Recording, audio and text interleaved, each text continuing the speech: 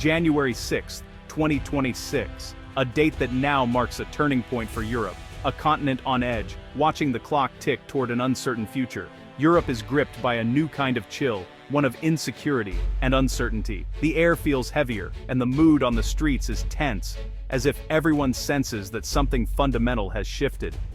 The post-Cold War certainties that once defined European life are gone, replaced by anxiety and urgent questions about defense, unity, and the future of peace on the continent.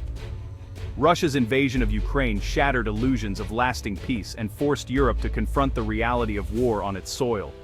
The echoes of conflict are no longer distant. They are immediate, and they are real. Nuclear threats, once unthinkable in modern Europe, are back in political discourse, fueling debates in parliaments and living rooms alike.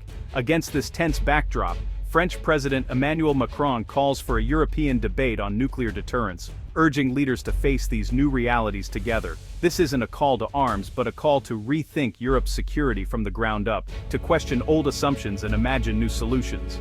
Across the continent, nations are boosting military spending and reassessing alliances, preparing for threats that once seemed unimaginable. The question is no longer if Europe needs to be stronger, but how it can achieve real security and unity in the face of growing dangers. Macron's proposal is complex, touching on sovereignty, history, and the transatlantic alliance that has long defined Europe's defense. For decades, the US nuclear umbrella under NATO was Europe's shield, providing a sense of safety and stability. But the war in Ukraine has sparked a push for greater European self-reliance, with leaders realizing that old guarantees may no longer be enough. Now, leaders are asking, what does credible defense look like when a nuclear-armed power is waging war next door? How can Europe deter threats without escalating them? Macron's words carry new weight. He's not proposing a new arsenal, but a new conversation, one that could reshape Europe's future. The focus is on France's nuclear force and its potential role in collective European security, raising questions about responsibility and trust. Europe must now decide how to think about deterrence in a changed world, balancing national interests with the need for unity and shared purpose. The debate has begun, and the stakes couldn't be higher. The choices made now will echo for generations to come, shaping the very future of Europe. France stands alone in the EU, uniquely positioned among its peers. It is the only EU nation with its own independent nuclear arsenal, a cornerstone of its sovereignty and a symbol of its enduring strength. The force de frappe, established in the 1960s, was designed to guarantee France's security without relying on the protection of other nations or alliances. Unlike the US and UK, France's nuclear forces remain outside NATO's command structure, maintaining full national control. This independence has long defined French defense policy, creating both strategic ambiguity and a unique sense of autonomy in Europe. Today, President Macron signals a subtle but significant shift. France's nuclear deterrent, he suggests, now carries a European dimension as well. Macron isn't offering to share warheads, but he is opening a new dialogue about how France's arsenal could contribute to Europe's collective security. The logic is clear.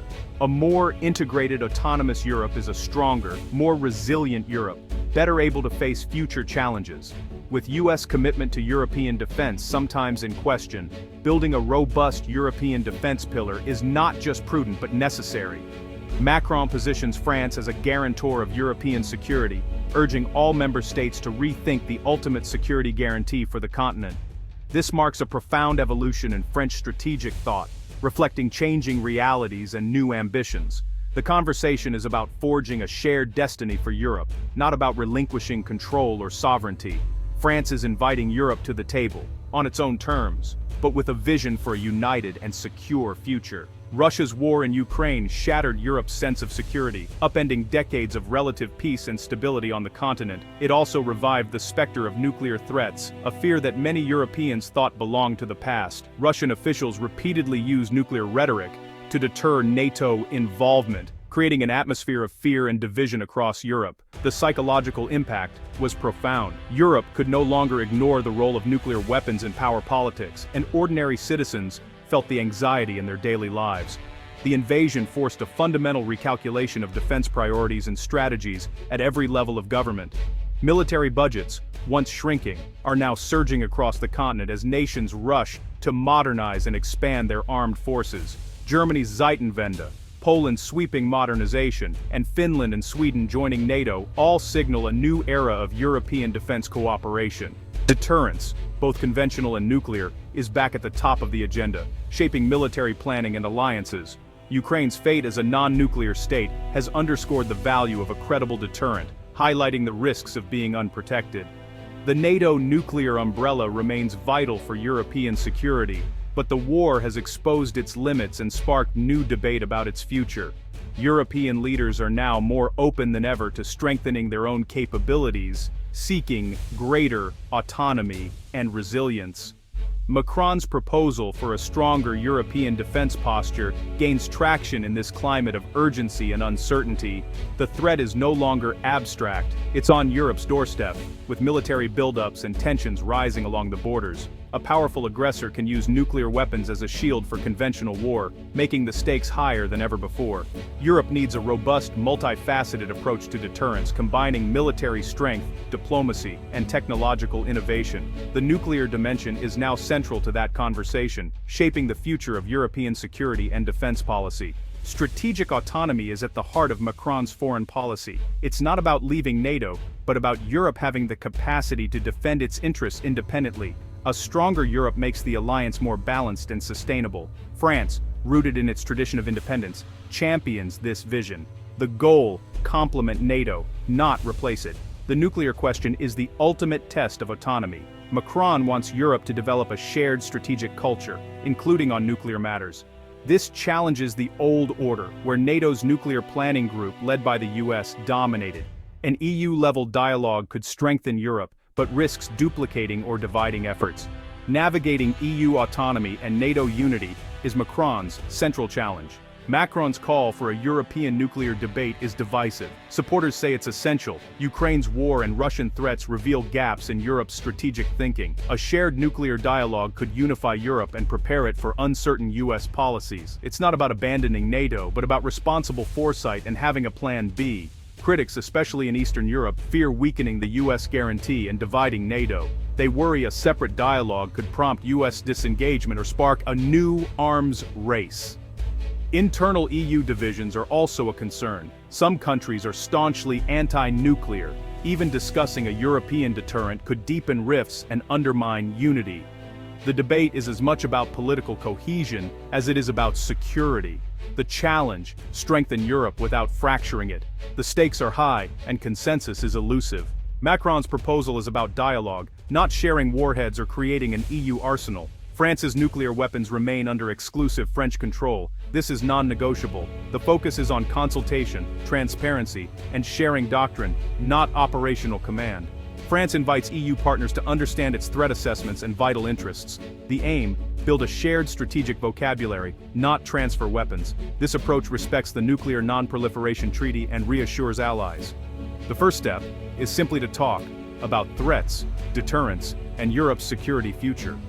France is opening the door to a European perspective, but on its own terms. Europe's response to Macron is mixed, shaped by geography and history. Eastern states like Poland and the Baltics prioritize the US guarantee and view Macron's initiative with suspicion. They fear diluting NATO and weakening American commitment. Their message: strengthen NATO, not create parallel structures.